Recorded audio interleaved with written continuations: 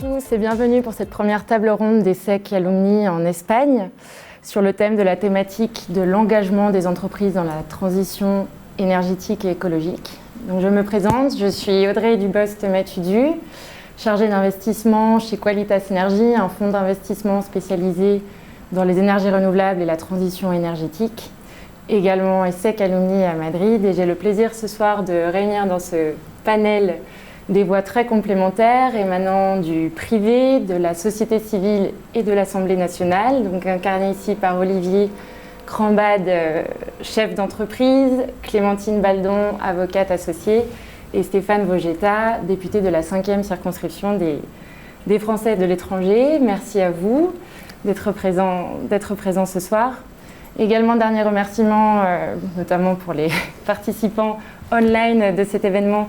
Remerciements à Fabienne Fourquet, présidente de ESSEC Alumni en Espagne, de nous accueillir ici dans les studios télé de 2BTube, son entreprise de production basée ici à Madrid. Donc, encore une fois, pour les participants online, nous avons ici environ une vingtaine de personnes dans le public présentes à Madrid. Online, je crois qu'on a à peu près 25 participants, donc ravis de vous accueillir. Et cher public, n'hésitez pas à participer. Il y aura notamment une session de questions à la fin de cette conférence et nous serons heureux de vous écouter débattre aussi sur les sujets que l'on va discuter maintenant. Donc simplement cette thématique, pourquoi je pense qu'elle est venue assez naturellement, c'est l'enjeu de la transition est de plus en plus prégnant dans nos vies quotidiennes, dans les politiques publiques, dans nos vies professionnelles également. Je crois qu'au début, la transition, on en parlait vraiment comme la préparation de l'après-pétrole, une anticipation de la fin de ressources naturelles qui est inéluctable. L'après-pétrole, qu'est-ce qu'on inventera pour le substituer. Mais depuis une vingtaine d'années, vraiment, l'accélération du dérèglement climatique, nous le vivons tous les jours.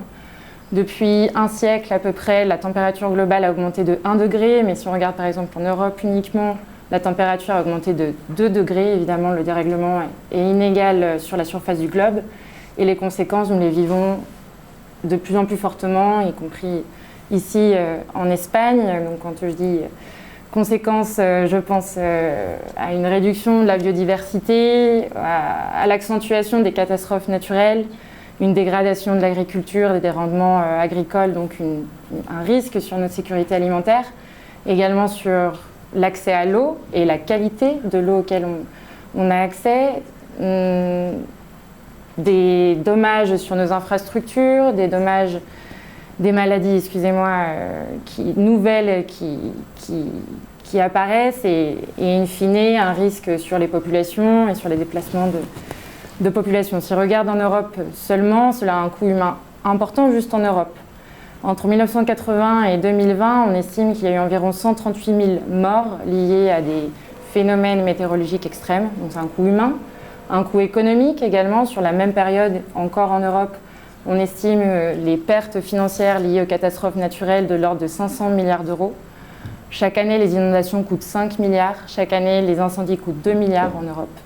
Donc évidemment, il y a également un coût économique important.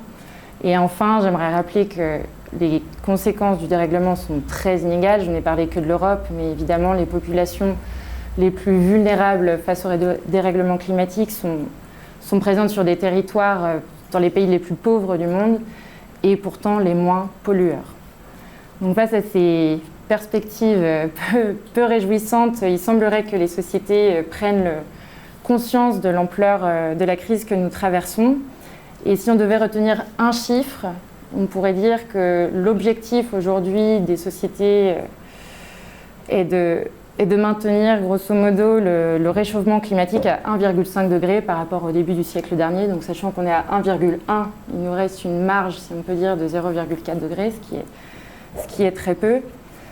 Donc, sur cet objectif, les sociétés, notamment les pays européens, élaborent des stratégies de réduction des gaz à effet de serre, des stratégies de transition écologique beaucoup plus structurantes, parce qu'il n'y a pas que les gaz à effet de serre, évidemment, contre lesquels lutter. Donc aujourd'hui,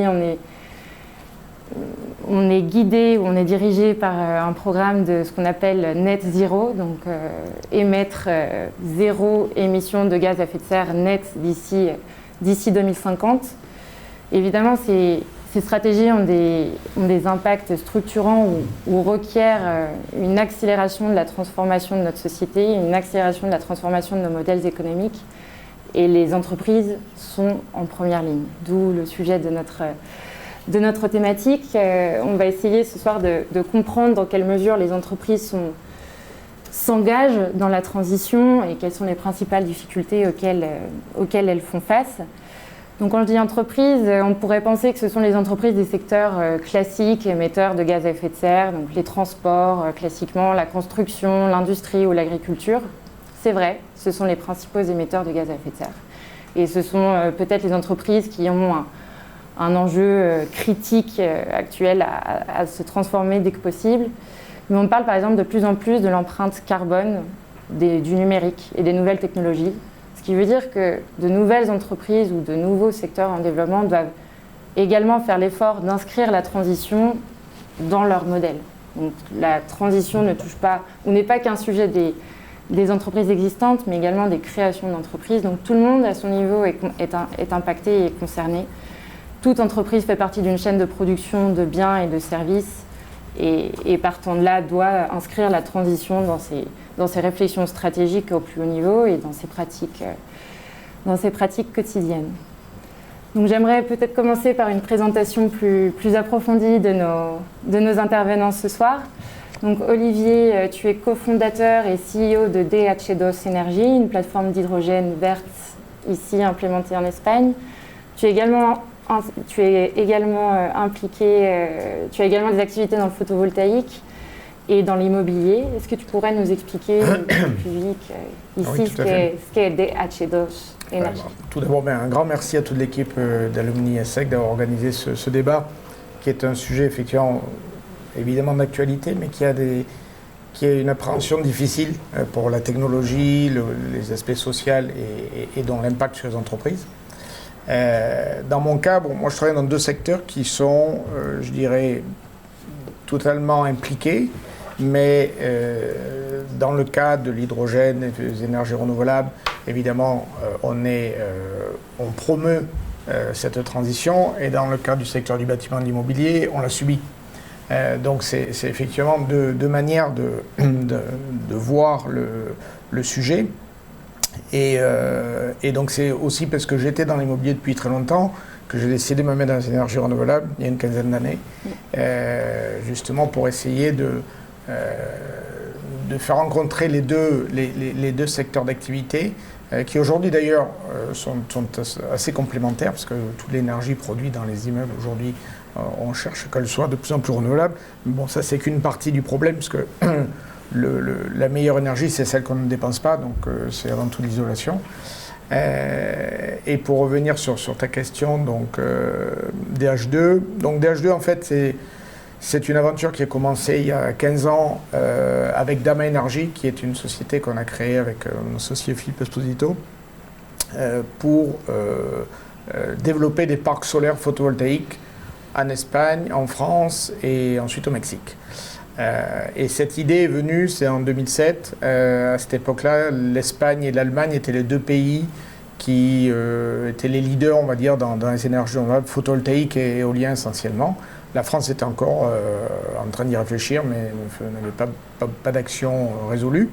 Et le fait d'être en Espagne nous a permis de voir cette ambition qui était en train de naître. Et on a décidé donc de lancer cette société qui a des schémas très proches du secteur du développement immobilier, c'est-à-dire donc trouver des terrains, instruire des autorisations administratives, que ce soit environnementales ou techniques, monter des financements et ensuite construire des projets. Et donc cette société de parcs solaires s'est développée donc au cours des 14-15 dernières années. Et on a vu, il y a 4 ans environ, effectivement, qu'on était en train de basculer dans une nouvelle dynamique, parce que les énergies renouvelables se sont beaucoup développées en Europe et dans le monde d'une manière générale, que ce soit solaire et éolien. Le problème des énergies renouvelables, c'est que ce sont ce qu'on appelle des énergies fatales, c'est-à-dire que quand il y a du soleil, il y en a de l'électricité, quand il y a du vent, il y en a, mais quand il n'y en a pas, on n'en a pas. Et que le stockage de ces énergies est très compliqué, parce que le stockage par batterie, d'abord, écologiquement, c'est peut-être pas encore très au point, et deuxièmement, techniquement, on ne peut stocker que quelques heures. On ne peut pas faire du stockage saisonnier, ce qu'on appellerait saisonnier, alors que le soleil, c'est un phénomène saisonnier, c'est-à-dire qu'on va produire beaucoup plus en été et beaucoup moins en hiver. Et donc, si on veut lisser la courbe de production par rapport aux consommateurs, il faut qu'on arrive à stocker tout ce qu'on produit en été, ou le surplus de l'été, pour l'utiliser l'hiver. Et donc, et c'est là où l'hydrogène intervient, parce que l'hydrogène, donc, c'est une manière de transformer donc, cette électricité renouvelable en un produit énergétique facilement stockable, qui est du gaz, et que tu peux donc réutiliser plus ou moins plus tard, après l'avoir produit. Donc ça, c'était la première vision, je pense, qui a propulsé l'idée de ce qu'on appelle l'hydrogène vert, parce que l'hydrogène existe depuis très longtemps, et je vais dire presque malheureusement, parce que aujourd'hui la production d'hydrogène gris, qui est fait à partir de méthane, c'est une manière chimique d'extraire l'hydrogène et le méthane, et de rejeter le CO2, puisque sans rentrer dans le détail technique, mais les molécules de tous les carburants autour du pétrole, c'est des chaînes entre du carbone et de l'hydrogène. Voilà. Donc, quand on récupère l'hydrogène, on jette le carbone. Donc, la production d'hydrogène gris aujourd'hui dégage plus d'1,2 milliard tonnes à peu près par an. Et donc, ça veut dire qu'on en produit beaucoup, donc les industriels l'utilisent. Et donc l'idée, c'était de faire un hydrogène décarboné, et pour ça, après j'expliquerai peut-être un peu plus en détail, parce que ça c'est un peu compliqué, c'était de faire un hydrogène décarboné à partir d'électrolyse de l'eau, notamment. Et donc... C'est donc ce qu'on appelle l'hydrogène vert, c'est une production d'hydrogène à partir d'une source... renouvelable et qui ne rejette pas de CO2 dans l'atmosphère. Voilà. Tout le processus de production est décarboné. C'est-à-dire qu'on a de l'électricité décarbonée, des électrolyseurs, de l'eau, et on produit donc de l'hydrogène et de l'oxygène, puisqu'on décompose la molécule H2O. Et je pense que c'est intéressant de commenter l'application de l'hydrogène vert. Donc, comme tu le disais, à l'initial, l'hydrogène vert a pu être pensé comme un moyen de stockage de l'énergie sur des périodes plus longues que quelques heures. Mais aujourd'hui, ce ne sont pas les premières applications directes de l'hydrogène vert. Effectivement, c'est-à-dire qu'après, et c'est là où rentre le politique et les normes et qui sont essentielles quand on va faire évoluer un secteur, c'est que la taxe carbone, qui s'applique donc à toutes les grosses industries et toutes les grandes industries européennes et dans d'autres pays que l'Europe, a fait que les grands consommateurs d'énergie, donc du méthane ou du pétrole, comme les aciéries, les verreries, la pétrochimie et les fertilisants, tous ces gens-là consomment énormément de produits carbonés. Et donc, le taxe carbone qui était à 20 € il y a 2 ans, aujourd'hui elle est à 100 € et elle va continuer à monter. Et donc, tous ces gens-là qui ont quand même un PNL à entretenir vis-à-vis de leurs actionnaires, se disent « Oh là là, ça commence à nous coûter de plus en plus cher d'utiliser des produits carbonés, qu'est-ce qu'on pourrait faire à la place ?» Et donc l'hydrogène vert est un carburant, est une énergie qui remplace le méthane. Et aujourd'hui, les grands clients sont des gens comme ArcelorMittal, Fertiberia et des sociétés de ce type-là. Et il y a une application également dans les transports. Et alors, effectivement, les deux grands utilisateurs de l'hydrogène vert, c'est l'industrie lourde, pour des quantités colossales. Et après, on pourra parler de H2Med, de l'Allemagne, voilà, qui est une grosse demande. L'Allemagne a une grosse demande là-dessus, sur l'industrie. Et puis, le deuxième vecteur de consommation, sont ce qu'on appelle les transports, mais ce qu'on appelle les transports lourds. Oui. Hein. C'est-à-dire donc camions, autobus, trains, et après avions, pour en parler, et bateaux, mais avec des produits dérivés. Mais camion, autobus, train, c'est de l'hydrogène direct avec une pile à combustible. Et pourquoi? Parce qu'en fait, ces véhicules-là, si on les fait marcher l'électrique, ils ont besoin de plusieurs tonnes de batterie. C'est-à-dire qu'un camion de 25 tonnes qui marchera électrique doit avoir 7 à 8 tonnes de batterie. Donc il transporte son propre poids en batterie, donc ça n'a aucun sens écologique ni énergétique. Et donc ces véhicules-là vont être les premiers à utiliser l'hydrogène, puisqu'en fait un réservoir d'hydrogène de 400 kg permettra d'avoir 1000 km d'autonomie sur ces véhicules-là. Et s'il était avec l'électricité, il aurait 7 à 8 tonnes de batterie et des autonomies plus faibles. Voilà. Donc, ensuite, les trains en Europe, en fait, on croit, chaque fois qu'on prend tout le TGV ou l'AV, mais en fait, ça représente une petite partie du réseau ferré européen. 50% du réseau ferré européen marche avec des machines diesel. C'est-à-dire qu'il n'y a que la moitié qui est électrifiée, grosso modo. 50-60%. On est habitué à les voir électrifiés. Mais voilà. Donc, donc, ces machines diesel, l'idée, c'est de passer. Les Allemands ont commencé à le faire. Les Allemands ont commencé à le faire, et donc les Français sont en train de suivre, et les Espagnols, et donc vont être aussi des grands consommateurs d'hydrogène vert dans les toutes prochaines années. D'accord. Merci Olivier. Clémentine Baldon, tu es avocate associée de ton propre cabinet. Tu es également professeure de droit à l'ESSEC et membre du conseil de surveillance. Bravo. Pourrais-tu nous expliquer l'engagement de ton cabinet de Baldon Avocat, si je ne me trompe pas? Merci Audrey, merci à toute l'équipe. Le son, ça va? Suffisamment fort?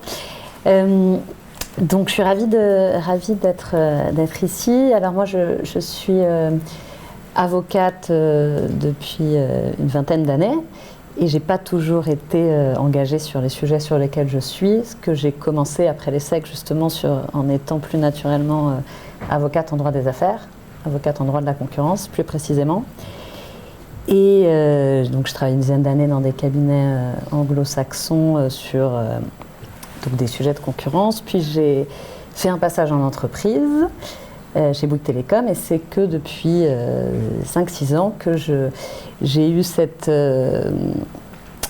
prise de conscience de l'urgence que tu rappelais au début des conséquences gravissimes du changement climatique et de la perte de la biodiversité, et que j'ai décidé que je voulais que mon activité professionnelle...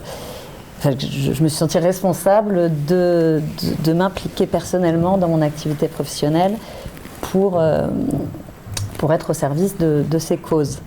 Et donc j'ai monté mon cabinet, Baldon Avocat, donc il y a 6 ans, et avec le pari donc d'accompagner par le droit cette transition. Alors, de temps en temps en accompagnant des entreprises, mais aussi surtout en accompagnant des ONG de défense de l'environnement, et notamment par l'utilisation de ce qu'on appelle le contentieux stratégique, donc lancer des actions en justice pour faire bouger le statu quo, comme un levier supplémentaire au service des campagnes de ces acteurs de la société civile. Et aujourd'hui, je travaille surtout sur 3 grands types de thèmes.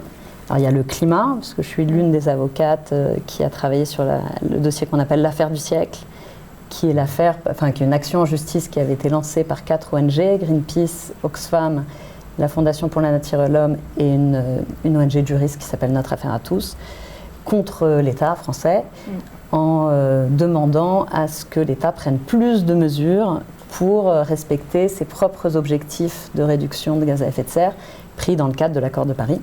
Et donc ça a donné lieu à toute une saga, d'ailleurs c'est toujours en cours, mais en tout cas ça a été une victoire et ça a été très médiatisé, donc ça a à la fois été une belle victoire pour ce dossier, mais à la fois ça a ça a fait des petits chez les ONG notamment, de dire l'action judiciaire est un outil qui peut aussi nous servir à combattre nos causes. Et par exemple, en ce moment, il y a une autre action qui s'est montée, dans laquelle je ne suis pas avocate, sur la biodiversité, toujours contre l'État. Alors attention, il peut en avoir aussi contre des entreprises, parce que l'idée, c'est pas dogmatique, mais c'est en tout cas un levier supplémentaire pour faire pression pour que les choses bougent. Donc ça fait partie des choses que je fais. Après, je travaille aussi beaucoup sur des sujets qui sont moins habituels pour les ONG, qui sont les sujets de la mondialisation et les accords de commerce. Puisque, ça sera, je pense qu'on en parlera à un autre moment, mais c'est vrai qu'il faut que l'État avance, mais il faut aussi, de manière générale, les règles de l'OMC, les règles du commerce international permettent que tout l'ensemble des États s'engagent. Et donc je travaille là plutôt pour faire en sorte que justement ces règles-là bougent, pour permettre, par exemple, à tout le Green Deal européen, en Europe, on est en train d'adopter tout un nombre de textes, la réglementation sur la déforestation importée, la taxe carbone aux frontières, bientôt la directive sur le devoir de vigilance, enfin, tout un nombre de textes. Et pour pas que l'Europe s'impose des choses qu'elle ne pourrait pas imposer à d'autres entreprises, ou pour ne pas que l'Europe se fasse attaquer. Plein d'Inde a déjà dit qu'elles allaient attaquer l'Europe sur la taxe carbone aux frontières. Je travaille avec des ONG pour essayer de faire des mémoires devant l'OMC pour qu'elle défende certaines règles, etc. Donc là, c'est très différent. Et la dernière chose sur ces sujets-là, pour le coup, c'est l'aspect entreprise, puisque bien sûr, les entreprises doivent s'engager. Donc, il y a un mouvement, et que tu décris très bien, où que naturellement, les entreprises, pour plein de facteurs qu'on mentionnera, sont en train, petit à petit en tout cas, de prendre certains changements. Mais de temps en temps, il faut les pousser un peu. Et donc là, c'est là que les avocats comme moi, et les ONG, on intervient. Donc soit avec des vraies actions en responsabilité. Alors moi-même, j'en fais pas, par exemple, sur le devoir de vigilance. Il y a des actions dans lesquelles les ONG utilisent une loi qui a été adoptée en France en 2017 pour en gros responsabiliser la chaîne de valeur des entreprises en leur disant vous êtes responsable, enfin Total des gaz à effet de serre, mais il y en a plein, Danone du plastique, BNP du financement des fossiles. Donc ça n'a pas donné lieu encore à des jugements, et je pense que c'est pas demain qu'on aura des jugements positifs, mais en tout cas ça fait pression. Et moi personnellement, je travaille beaucoup sur des dossiers de greenwashing. Pour le coup, c'est la communication trompeuse, qu'on considère trompeuse des entreprises, qu'on attaque. Par exemple, je suis l'avocate de Greenpeace et d'autres associations contre Total. Alors qui ne visent pas la stratégie de Total, mais qui visent le fait que Total dit qu'il a l'ambition de devenir neutre en carbone en 2050. Et on démontre que c'est juste incompatible avec la stratégie d'augmenter le gaz fossile, etc. Donc ça, on joue sur la communication pour aussi faire pression. En tout cas, accompagner les campagnes sur ces sujets-là. Ouais. J'ai beaucoup aimé ton histoire personnelle sur ton cabinet. Je reconnais, c'est assez original. Et c'est aussi l'illustration que toute entreprise peut s'impliquer dans la transition, c'est-à-dire un cabinet d'avocats. Un avocat peut aussi choisir ses batailles, entre guillemets. Alors, ça ne veut pas dire forcément tout abandonner pour ne défendre que Greenpeace, mais peut aider ses clients, ses entreprises à transitionner sur le sujet du droit. Et je pense qu'un deuxième point que tu as mentionné sur la fin qui est très important, c'est pas uniquement le droit en tant que tel ou l'application du droit en tant que tel, mais utiliser le droit aussi pour faire évoluer l'exigence que l'on attend des entreprises, c'est-à-dire le greenwashing, qui est un sujet, je pense qu'on en parlera, il y aura sans doute des questions dessus, ne peut pas être, la communication ne peut pas être uniquement un élément de publicité. Ça doit être suivi de résultats, et derrière on a des vigiles, la société civile, mais pas uniquement seulement sur des actions associatives, mais également dans les tribunaux. Effectivement, ça fait pression. C'est une action intéressante. Moi, je pourrais en parler des heures du rôle des avocats. Je pense que les juristes, on a une responsabilité énorme, mais même ceux qui ne sont pas engagés, parce qu'on est c'est pas l'objet ici, mais on est une communauté très conservatrice, alors même qu'on est les experts, c'est-à-dire qu'on a les lois et on devrait être beaucoup plus transverse, accompagner plus les entreprises là-dessus. Et j'étais à une conférence la semaine dernière justement organisée par le barreau de Paris, et je pense qu'on est des acteurs de changement, à la fois parce que souvent on accompagne aussi les lois. Enfin, moi-même, ça m'arrive d'écrire des amendements mais pas, c'est pas moi qui. Oui. Mais ça peut arriver de proposer des amendements. C'est pas nous qui les écrivons, mais ce que je veux dire, c'est quand même on est ceux qui vont derrière. Mais ce que je veux dire, c'est que on est très conservateur, alors même qu'on a vraiment je pense qu'un rôle à jouer. et de plus en plus, bon c'est tout un autre sujet, mais aussi en défenseur des libertés publiques et vivent dans un environnement sain. Enfin, aujourd'hui, de plus en plus, c'est reconnu par les tribunaux des droits de l'homme comme une liberté fondamentale. Donc c'est énorme, et donc je pense qu'au-delà de moi, mon action qui est un peu originale, de se dire j'y vais que sur des dossiers impact, c'est un peu risqué, un peu original, donc on ne va pas tous faire ça, mais je pense qu'on devrait collectivement, individuellement, se poser un peu plus de questions sur notre exercice en tant qu'avocat. Merci Clémentine. Et Stéphane Vogetta, donc tu es, toi, député de la 5e circonscription des Français de l'étranger, donc pour les Français online surtout qui seront connectés, pas forcément à Madrid, ça couvre le Portugal, l'Espagne, Andorre et Monaco. Est-ce que tu pourrais nous présenter rapidement quel est ton engagement politique ? Bah effectivement, merci pour avoir organisé la rencontre. Je vais essayer de parler un peu fort pour Laurent Duffon apparemment. Effectivement, moi je suis en politique depuis quelques années à peine, et en tout cas dans un rôle d'élu depuis moins de 2 ans, élu on va dire à plein temps.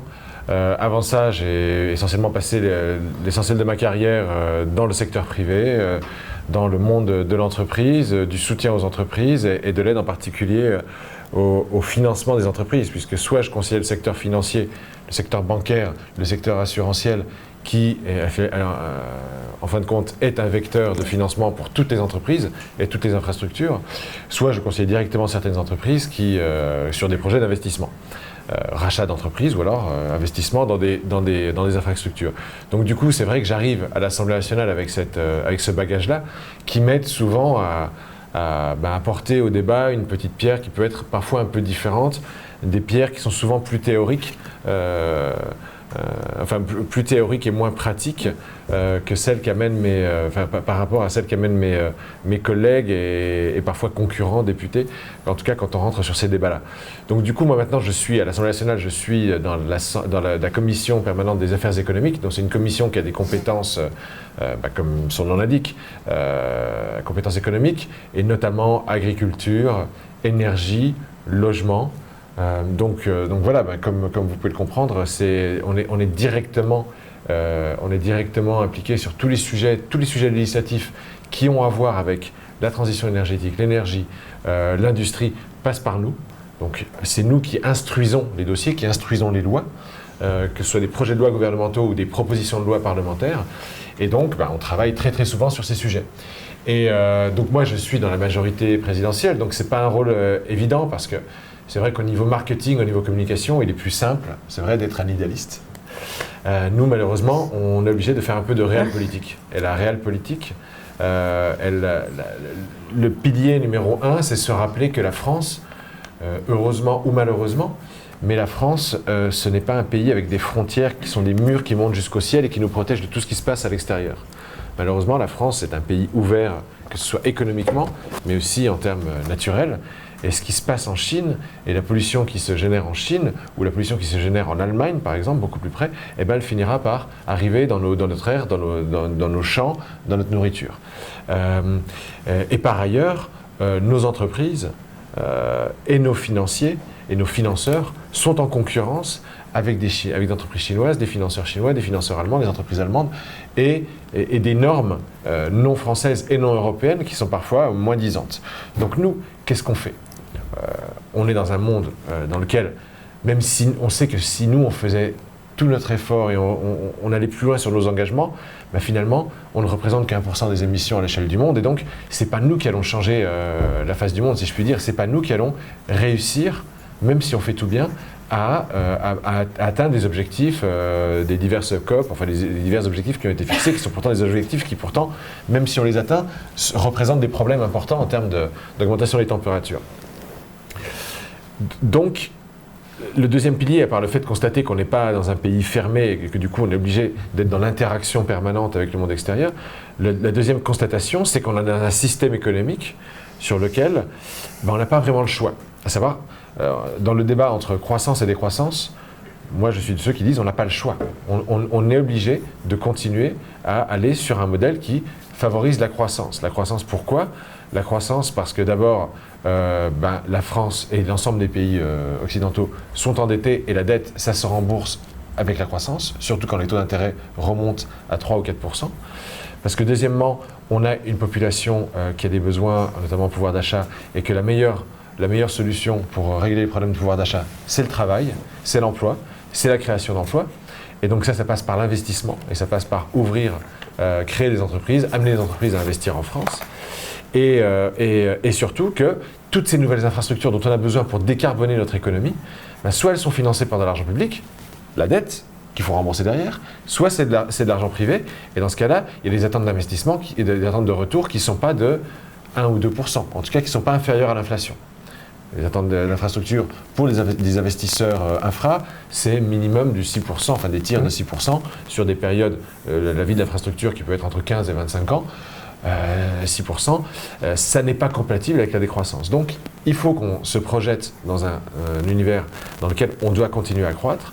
À partir de là, comment est-ce qu'on fait? Ben voilà. Et je pense qu'on va en parler sur les prochaines questions, mais malheureusement, nous, on est un peu, effectivement, le gouvernement et la majorité, et donc moi, en faisant partie de ceux qui comprennent un peu plus que la moyenne de mes collègues comment fonctionne l'économie réelle, ben on est dans ce monde de réel politique où parfois on est dans des débats un peu caricaturaux entre nous qui sommes les méchants obligés de rappeler la réalité, et de l'autre côté, les idéalistes de droite, de gauche, de tous les côtés, qui nous opposent effectivement des ambitions qui sont nobles, qui sont nécessaires et qui sont mieux-disantes, mais qui ne sont pas forcément toujours compatibles avec la réalité dans laquelle on vit. Très dense comme mission. Écoutez, merci beaucoup à tous les trois. Nous allons engager notre débat. Donc en préparant la table ronde, on s'est tous demandé, en fait, un peu comme point de départ, qu'est-ce qui motive une entreprise, quelle est l'impulsion initiale pour une entreprise à engager une transition écologique ou énergétique, tout dépend du secteur, ou les deux. Dans tous les cas, quand l'entreprise décide de s'y engager, elle sait que ça ne va pas être facile. C'est une remise en cause en général de son modèle économique, donc une remise en cause souvent de sa compétitivité, de relations à long terme qu'elle a pu construire avec ses fournisseurs ou avec d'autres partenaires. Ça va également peser sur les équipes, les ressources humaines de l'entreprise, donc ce n'est pas un choix évident. Donc on s'est demandé, on a travaillé un petit peu sur vos expériences de la transition dans vos précédents jobs ou vos entreprises actuelles. Donc Olivier, je crois que notamment c'est ce que tu racontais auparavant, tu as pu, autant sur l'énergie, tu es sur un secteur qui est plutôt moteur de la transition, autant sur l'immobilier, pour le coup, on avait pu commenter ensemble quelques points d'une transition un peu obligée, mais il faut y aller quand même. Donc, au niveau des normes, au niveau des demandes clients, si tu peux un petit peu... Oui, tout à fait. Donc, sur l'immobilier d'une manière générale, c'est du long terme, comme l'énergie d'ailleurs. Ce sont deux secteurs où quand on fait un investissement, il faut qu'il puisse durer dans l'immobilier minimum 20 ans. Et dans l'énergie, ça peut être encore plus long si on parle des infrastructures de transport, par exemple d'hydrogène ou d'électricité. Donc, quand on va commencer un projet, on va le faire en fonction des normes qui sont applicables à ce moment-là. Évidemment, ces normes elles vont évoluer au cours du temps. Et donc, si on se limite à appliquer les normes du moment, 10 ans plus tard, on sera certainement complètement déphasé par rapport à la réalité et à la demande. Puisque, heureusement, il y a quand même une prise de conscience, des grands utilisateurs et des gros investisseurs. Alors, un peu contraintes par eux-mêmes leurs actionnaires, grâce aux bons avocats qui leur signalent qu'il faut quand même faire un effort là-dessus, que les banques ne financent plus n'importe quoi. Et donc, il y a tout un mouvement au niveau de l'investissement immobilier qui est aujourd'hui très regardant sur les labels et les qualités des immeubles que l'on doit construire. Et il faut penser que ce que l'on va faire, ça doit au moins durer 10 ans. Voilà. Donc ça, c'est la première contrainte. Et pourquoi je dis contrainte? Parce que, évidemment, tout ça, c'est de l'argent. C'est ce que disait Stéphane auparavant. En fait, le gros problème de la transition énergétique, c'est deux facteurs. C'est économique, parce que ça a coûté très cher. Et donc, il va falloir trouver cet argent quelque part. Donc, alors, c'est soit des taxes de la dette, soit des investissements privés, mais il faut que les investisseurs privés y trouvent leur intérêt. Donc ça, c'est le premier écueil pour moi. Et le deuxième, c'est que ça prête flanc à la démagogie, puisque tout ce qu'on fait, en fait, on en verra le résultat dans 20 ans, dans 30 ans. Et donc, c'est très facile aujourd'hui de dire, oui, mais bon, ce qu'on fait, de toute manière, ça ne sert à rien de le faire parce que ça ne va pas changer, le monde dans lequel je vis aujourd'hui. Oui, je vais faire le job de celui. Et donc, c'est très qui en facile bénéficiera d'avoir un demain. discours de dire, bon, c'est pas vraiment nécessaire. Donc, ça, c'est les deux écueils qu'il faut combattre tous les jours. Et donc, bon, sur l'aspect économique, je pense que on a la chance de vivre, tu le disais auparavant, dans des pays ou une région, on va dire comme l'Europe, où il y a de l'argent pour faire ça. Donc il faut l'utiliser. Et même si effectivement, et je suis d'accord avec Stéphane, effectivement la France c'est 1%, l'Europe dans sa totalité, je crois que c'est 15% à peu près des émissions en 2022 de CO2. Donc, même si toute l'Europe arrive à les diviser par deux, ça va avoir un impact faible si les autres pays ne font rien. Mais c'est là où la taxe carbone aux frontières peut justement avoir un effet sur les autres pays. Donc là, je suis en train de me partir. C'est normal, c'est un sujet, c'est un sujet passionnant. Dans tous les sens. Donc, l'argent en Europe, on peut le trouver. Et je vois, si on revient à l'immobilier, les investisseurs sont prêts à l'investir pour avoir des immeubles qui soient les plus énergétiquement efficaces. Et les normes, alors le problème c'est qu'il y a un chapeau européen, puis chaque pays fait les siennes. La France c'est quand même plutôt avancée dans l'immobilier de bureaux notamment, sur les nouveaux règlements thermiques qui ont été lancés. L'Espagne un peu moins. Donc après, bon, ben voilà, c'est une question aussi d'harmonisation progressive, de manière à ce qu'il n'y ait pas des décalages ni économiques ni de confort, en fait, entre des pays qui aujourd'hui se veulent équivalents. Et qui partagent une économie, une main-d'œuvre. Et qui partagent une économie, une main-d'œuvre commune. Mais en l'occurrence, sur l'immobilier, au moins, vous avez la chance de ne pas avoir un produit qui est substituable par un produit immédiatement substitué. Oui, on ne peut pas l'amener de Chine. Voilà, tu ne peux pas l'amener de Chine. Tu ne vas pas remplacer ton immeuble par un immeuble chinois du jour au lendemain. Exactement. Alors que pour l'agriculture, par exemple, le problème, c'est que nos produits français ou européens sont substituables par des produits moins-disants. Et sur les biens électroniques aussi, les biens de grande consommation, c'est la même chose. On peut du jour au lendemain décider d'arrêter de produire ici et de plutôt importer. Donc on se fait plaisir, du coup. On produit moins de CO2, puisqu'on produit moins, mais du coup on importe beaucoup plus de CO2. En important les mauvaises pratiques et les mauvaises habitudes de nos concurrents. On affaiblit notre emploi ici et finalement on est moins-disant en termes de transition écologique et énergétique au niveau mondial. Donc c'est effectivement pas simple. Mais au moins, effectivement, dans l'immobilier, vous avez cet avantage. Vous êtes protégé. Il y a cet avantage. Après, tout dépend de quel immobilier. C'est-à-dire l'immobilier résidentiel, oui, a priori, nos 65 ou 70 millions de Français resteront vivre en France, plus ou moins. Par contre, sur l'investissement de bureaux ou sur l'investissement d'entreprise, je reconnais que je suis moins experte de l'immobilier, mais il peut y avoir des vrais sujets. Et après, j'imagine que sur les matériaux utilisés dans ces bâtiments, ça peut être aussi oui, alors, pour le coup, ça peut être il peut y avoir peut-être des importations. Il peut y avoir l'importation, par exemple, sur des matériels de climatisation. Mais bon... La majorité, quand même, la majorité des matériaux utilisés sont produits en Europe. Europe au sens large. Après, le problème de l'immobilier, c'est pas ce qu'on fait aujourd'hui, c'est tout ce qu'on a fait dans le passé, qui représente un parc qui est... c'est 90-10, quoi.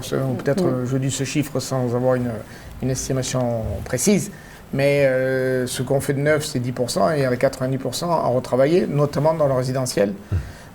Et là, on a vu que les méthodes employées en France n'étaient pas forcément très efficaces. Donner des aides qui sont mal contrôlées, c'est contre-productif. Et cet argent, il faut bien le suivre et l'investir à bon escient. Parce qu'effectivement, notamment dans l'isolation, il y a énormément de choses à faire. Oui, c'est ça. Un vrai enjeu, c'est la traçabilité des résultats. Exactement. Des actions investies en transition. On en parlera un petit peu plus tard. Donc Olivier, tu as commenté la demande client qui peut être un des moteurs à la transition, le respect des normes évidemment, et aussi la pression de la part des investisseurs.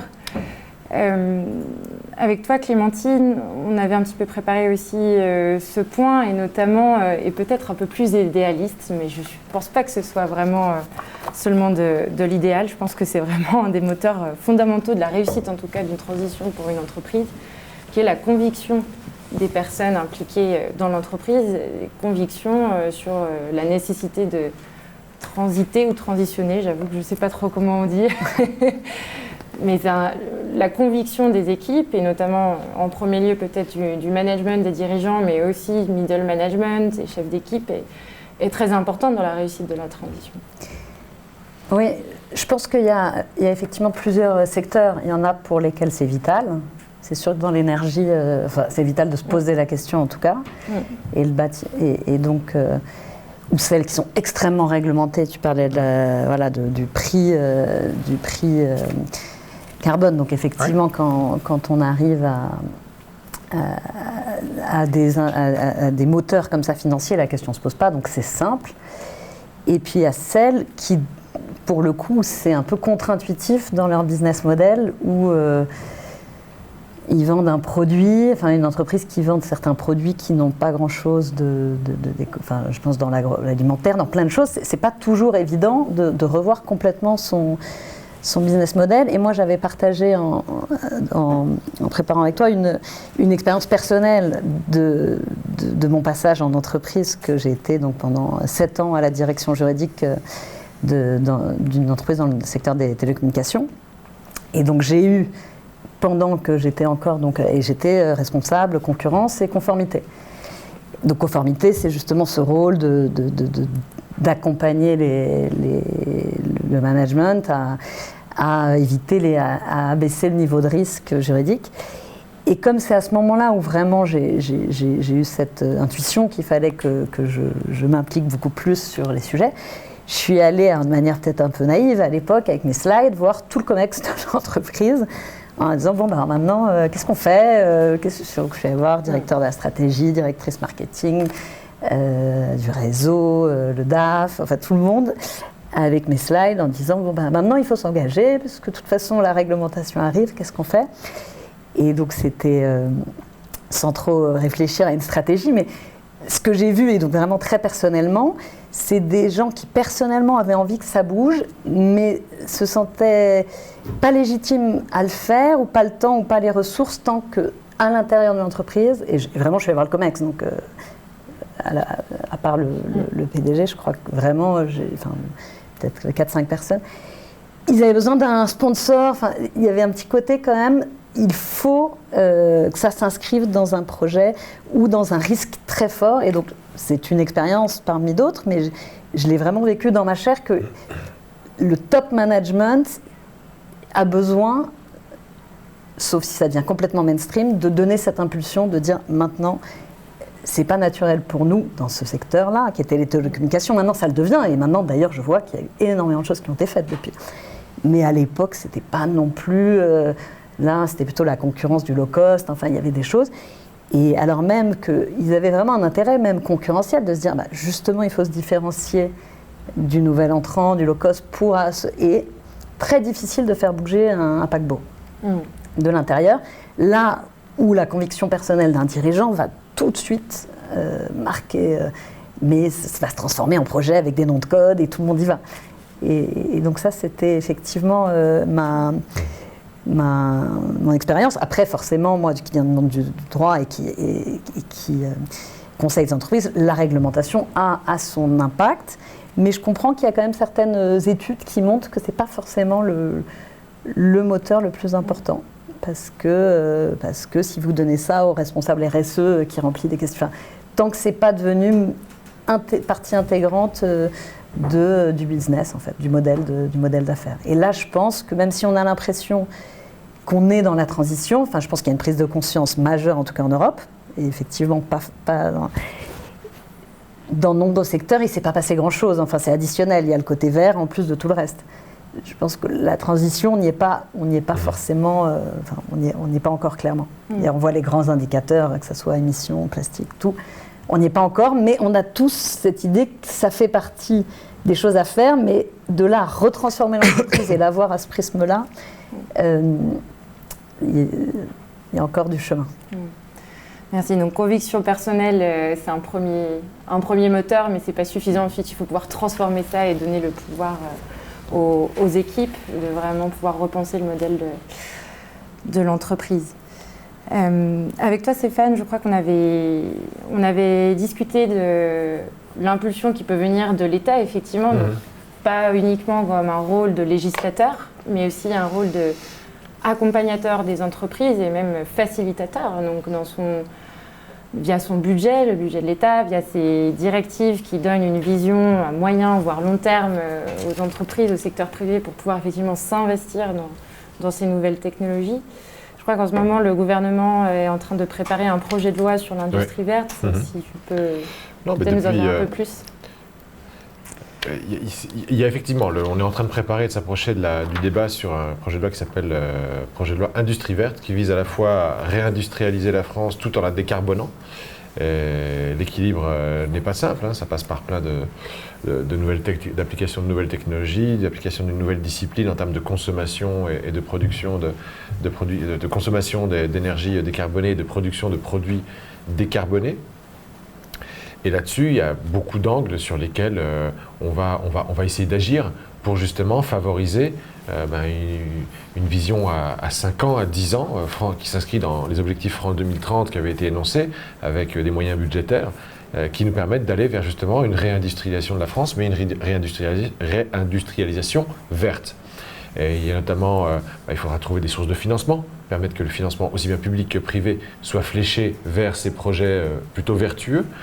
Il faut faciliter les choses aux investisseurs, à ceux qui veulent implanter et reconvertir. Donc ça passe par assouplir un peu les normes, raccourcir les délais. Si on compare par exemple à l'Allemagne sur un projet industriel, on va du simple au double entre le délai nécessaire pour pour vraiment faire démarrer la construction d'un projet industriel en France par rapport à l'Allemagne. Ensuite, on a la formation, on manque d'ingénieurs, on manque de main-d'œuvre, de techniciens adaptés au monde de l'industrie. Donc là aussi, c'est quelque chose qui ne se résout pas du jour au lendemain. Et puis, on a aussi favorisé. Ce qu'on appelle favoriser, c'est s'assurer que dans nos politiques d'achat public, dans la politique de marché public, on inclut toujours des critères de décarbonation. Et effectivement, ça c'est une volonté théorique qui est belle et bonne, mais qui ensuite s'inscrit dans un contexte où il y a toujours des difficultés. Les difficultés, on les a vues parce que c'est pas la première loi verte qu'on va passer depuis qu'on est revenu à l'Assemblée au mois de juin. On a déjà eu un projet de loi d'accélération du nucléaire, on a eu un projet de loi d'accélération du renouvelable. Et quand on les cite comme ça, quand on les nomme, et quand on connaît le contexte autour de nous, on se dit, bon, c'est passé à l'unanimité, à l'évidence, non ? Accélération du nucléaire. Bon. En tout cas, accélération des énergies renouvelables. Bon, les énergies renouvelables, au moins, vous vous dites, ça aurait pu passer à l'unanimité. Mais en fait, ça a été des débats infernaux parce que dans les énergies renouvelables, on a les écologistes qui nous disent « mais non, vous n'allez pas assez vite, c'est l'urgence, etc. Il faut tout casser, il faut mettre fin, il faut interdire les avions avant de commencer à construire de nouvelles plaques solaires ou de nouveaux champs photovoltaïques. » De l'autre côté, côté LR, c'est plutôt « non, il faut arrêter absolument le développement des champs photovoltaïques parce qu'il faut donner le pouvoir aux maires de dire non à chaque nouvelle implantation. » Donc de facto, ça veut dire un veto sur l'expansion du photovoltaïque. Et donc à chaque fois, on est dans des batailles rangées pour essayer de faire passer ces projets de loi qui ne sont pas non plus délirants. C'est simplement à chaque fois encore essayer de simplifier la norme, raccourcir les délais et faciliter l'accès au financement pour ces énergies, pour ces infrastructures. Donc on continue, sachant que là encore, on se frotte encore et toujours au monde ouvert dans lequel on évolue, dans lequel nos industries évoluent, dans lequel notre agriculture évolue.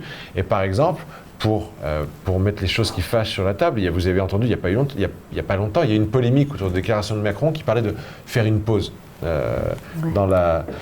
C'est très mal passé et c'est logique parce que sur les normes européennes. Faire une pause sur les normes environnementales. Sur la mise, Alors, ça a été compris comme faire une pause sur le progrès vers la décarbonation et la volonté d'aller vers une transition écologique, énergétique. Ça a été compris comme ça.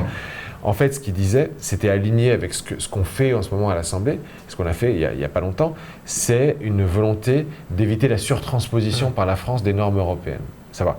Nous, on est tout à fait pour le fait qu'au niveau européen, on montre l'exemple et on soit les premiers à imposer des normes mieux disantes sur les produits phytosanitaires, les produits dangereux en général, l'importation de produits carbonés, les taxes carbone, etc. Mais le problème qu'on a en France, c'est qu'on est parfois, il y a parfois un excès de zèle qui fait qu'on met en déséquilibre, en particulier notre agriculture. Et par exemple, on a mis complètement en porte-à-faux notre production de betteraves quand on a dit ok, très bien, l'Europe a dit on arrête les néonicotinoïdes à horizon 2028, et nous on s'est dit, nous les Français on est encore meilleurs, on va dire 2026, et avec une phase de montée en puissance, sauf que du coup avec la montée en puissance, nos industries de la betterave ont perdu des rendements, ont pris une chute des rendements de 30 à 40%, alors que les Allemands continuent à gaver leurs betteraves de néonicotinoïdes et continueront jusqu'en 2026, et du coup on se retrouve soudain du jour au lendemain avec une industrie de la betterave qui n'est plus, qui n'arrive plus à produire et à exporter. Et je pense que on va pas rentrer dans des débats, mais oui. Mais mais aujourd'hui, les néonicotinoïdes, c'est interdit au niveau européen. Oui. Et même la Cour européenne a retoqué la France pour les dérogations qu'on avait données avec la loi LNR sur deux, alors pas sur certains donc, il y a tout un sujet, si est-ce qu'on a vraiment intérêt à aller tuer nos abeilles pour aller exporter de la betterave, c'est un autre sujet. En principe, non.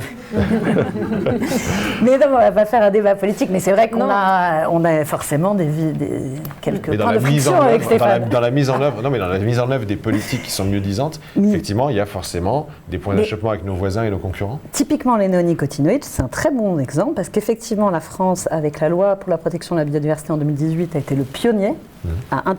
Et c'est vraiment les ONG qui ont poussé pour cette loi, et l'Europe a embrayé. Et l'Europe, il est vrai que l'Europe a embrayé, et aujourd'hui, alors je crois que c'est seulement 2 des 3 substances néonicotinoïdes qui sont interdites. Aujourd'hui, c'est interdit en Europe, et la Cour de justice de l'Union européenne a rendu une décision il y a quelques semaines en disant que même les dérogations, et je ne sais plus si elle se prononçait sur la dérogation française ou allemande, justement peut-être, a interdit. Et donc aujourd'hui, alors je ne sais pas si ça va mettre fin au déclin des abeilles, mais là-dessus, Stéphane, je ne sais pas à quel point ça nous a mis en difficulté commerciale internationale, mais en tout cas, on a été un exemple qui a permis de généraliser. Oui, mais du coup, on mange du sucre allemand.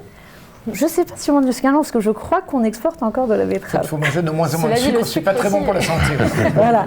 Et après, on va pas revenir dessus, mais on a quand même, on n'est pas complètement impuissant face à la mondialisation. Il y a les accords de libre-échange qu'on signe. Est-ce qu'on a envie de signer l'accord avec le Mercosur? Bon, moi, c'est un des sujets sur lesquels je travaille beaucoup. La France a dit qu'ils ne signeraient pas. Maintenant, ils vont au Brésil. Donc, c'est un vrai sujet, si on veut importer. Et puis, il y a la PAC, savoir qu'est-ce qu'on fait de ces milliards d'aides. Enfin, il y a plein de sujets, mais c'est vrai que... Il y a des clauses miroirs aussi qui permettent... Je travaille beaucoup sur les... Parle des clauses miroirs. Non, j'avais parlé, c'est-à-dire que les ONG n'ont pas une vision que protectrice, etc. Elles ont tout à fait... Enfin, pas toutes, mais en tout cas celles qui ont une vision plus globale, savent qu'on est dans un monde mondialisé et donc poussent énormément pour que quand en Europe on interdit par exemple d'aller administrer des antibiotiques aux animaux comme facteur de croissance, on inscrive on se permet de dire les produits importés ne devront pas non plus être dopés aux hormones ou aux antibiotiques. C'est difficile à mettre en œuvre, et donc c'est ce qu'on appelle les mesures miroirs. Et donc on travaille beaucoup dessus pour que d'un point de vue, mais bon, ça devient juridique, du droit de l'OMC, on arrive à les imposer, dire c'est pas discriminatoire, mais c'est sûr que si nous on interdit les néonicotinoïdes, les hormones de croissance, etc. Alors c'est pas, mais c'est un vrai combat qui est plus réel politique, c'est ce que de se dire on a compris, il faut aussi se l'appliquer, et c'est toute l'idée de l'attaque terrestre dans nos frontières, etc. Et donc c'est ce qu'on appelle les mesures miroirs de réciprocité, de réciprocité, pas vraiment d'application des standards minimaux. Exactement. Mais ça se joue au commerce national et ça, c'est pas simple. Voilà. Mais du coup, on peut se permettre des excès de zèle, mais seulement si on est protégé en retour du fait de savoir que nos concurrents ne vont pas arriver avec des produits que nous, on a évités chez nous, mais que du coup, on va retrouver quand même sur nos tables ou sur nos étagères, parce que ça s'applique aussi à l'électronique et à plein de sujets.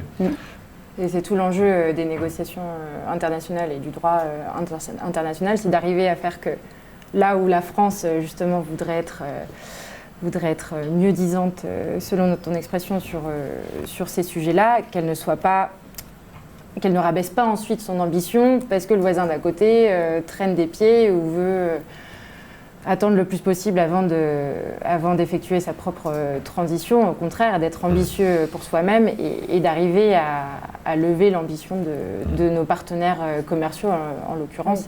C'est clé. Non, c'est clé pour l'acceptation politique, parce qu'effectivement, les agriculteurs, sinon, notamment, mais tous les autres, c'est clé, et c'est clé pour l'efficacité des normes. Parce qu'effectivement, si tu importes, sinon, c'est ce qu'on appelle les émissions importées, comme tu dis, la Chine. Et c'est vrai, ça existe. Et donc, effectivement, il est important que la société civile comprenne aussi ce sujet-là et essaye de contribuer à donner des réponses.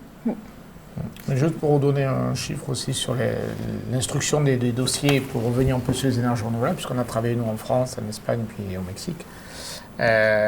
En France, parc solaire, c'est minimum entre 5 et 7 ans pour instruire jusqu'au moment où on pourra le mettre en service. Un parc éolien, c'est plutôt entre 7 et 10 ans. En Espagne, ce serait entre 3 et 4 ans. Voilà. Donc en France, on a un excès de consultation à des personnes qui ne sont pas forcément ni légitimes ni qui ont la connaissance. Et ça, c'est le problème de ce qu'on appelle le recours des tiers dans sa généralité, et qu'il y a eu beaucoup d'abus, et les avocats travaillent beaucoup dans les deux sens sur les sujets.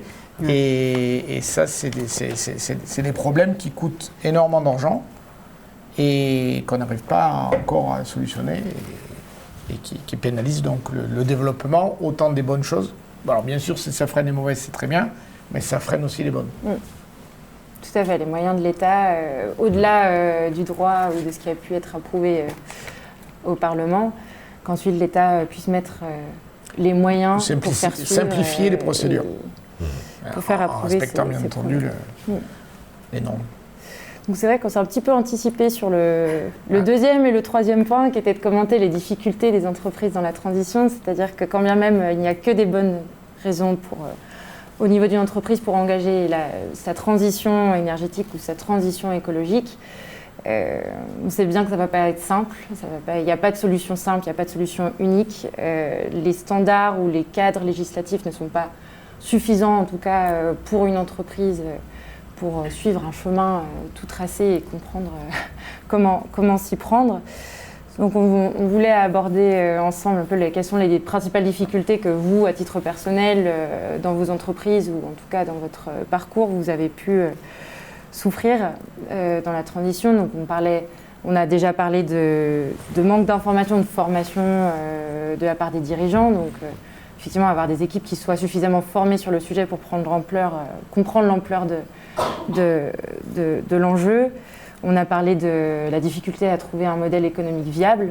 Et sur ce point qui est très très lié, d'avoir un cadre concurrentiel efficace. Donc évidemment, à partir du moment où moi je dois surinvestir dans ma transition, il faut que la règle du jeu soit la même pour mes concurrents sur le même marché, sinon je péricliterai tout simplement. Donc le sujet du modèle économique et du cadre concurrentiel qui fonctionne en face. Au-delà du cadre concurrentiel, même un cadre législatif qui soit suffisamment clair et qui soit cohérent. Donc on a évoqué effectivement les incohérences qu'on peut avoir au niveau national, on a une règle, au niveau international, de l'Union européenne, on peut avoir des incohérences, parfois même au niveau régional. C'est vrai qu'en France, on est plutôt sur un pays assez nationalisé, mais en Espagne, par exemple, Olivier, toi, tu dois voir sur tes projets, j'imagine, entre une région, une comunidad et l'autre. Ça aussi, c'est effectivement une grande différence entre les deux pays et qui a aussi ses bons et ses mauvais côtés. Mais la décentralisation espagnole, donc, qui donne beaucoup de responsabilités, donc de pouvoir de décision aux régions, permet d'accélérer quand même des processus. C'est-à-dire qu'il n'y a pas forcément besoin que le ministère émette le ministère va émettre un cadre et ensuite les régions et après les mairies dans les ayuntamientos vont l'appliquer avec une certaine autonomie. Bon, limitée, parce que c'est quand même, notamment sur l'environnement, et heureusement, il y a des règles très très strictes, mais l'instruction va, s'ils le veulent, peut-être plus rapide. Voilà. Donc, et en France, on a quand même effectivement cette descente depuis l'État, à travers les préfets, et on vient empiler, évidemment, après les régions, les départements qui veulent aussi intervenir, plus la société civile, les tiers, comme je disais au départ, qui peuvent donner leur opinion, surtout, et il va falloir arriver à débattre sur cette opinion. Donc tout ça ça complique et donc ça renchérit les projets.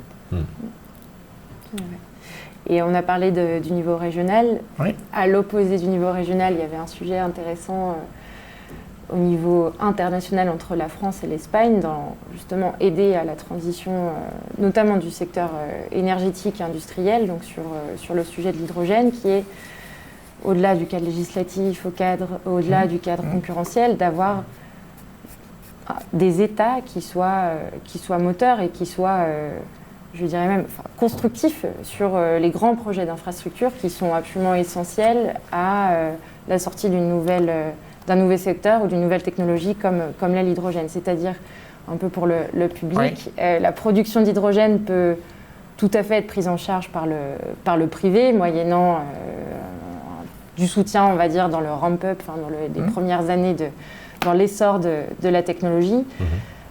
Par contre, si on produit de l'hydrogène qu'on ne peut pas ensuite transmettre et distribuer aux clients finaux, ça ne sert à rien. Donc, c'est là où l'Europe intervient, même, c'est supranational. Alors après, les États, ils appliquent aussi les directives européennes, enfin, tout au moins, plus que les directives, la volonté, on va dire, de l'Europe. Et pourquoi? Parce que c'est une volonté avec des milliards derrière. Donc, effectivement, on applique plus facilement la volonté quand on donne l'argent pour l'appliquer. Et effectivement, dans l'hydrogène, ce qui est clé, et c'est là où l'Europe est très, très forte et va permettre que ça se développe peut-être plus vite que dans d'autres continents, c'est qu'ils ont fait un plan, ils appellent ça European Hydrogen Backbone, qui est un plan donc, de distribution de réseaux de gazoducs dédiés à l'hydrogène qui partiront de Cadiz jusqu'à Hambourg en traversant les différents pays européens.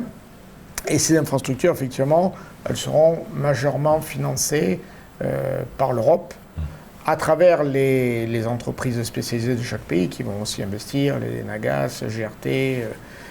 Mais effectivement, ce type d'investissement, s'il n'y a pas des financements européens pour les initier, plus que les initier, même les financer, ben ça ne se fera jamais parce que c'est un peu le chat qui se mord la queue. C'est-à-dire que pour faire ces investissements, on va dire oui, mais il faut que vous me produisez beaucoup d'hydrogène pour le transporter, sinon c'est pas rentable. Et celui qui produit l'hydrogène va dire mais moi je le produis que si je peux le transporter. Donc là c'est très très bien que l'Europe prenne cette décision et ces engagements, parce que du coup le marché de production d'hydrogène, lui, peut se développer d'une manière privée.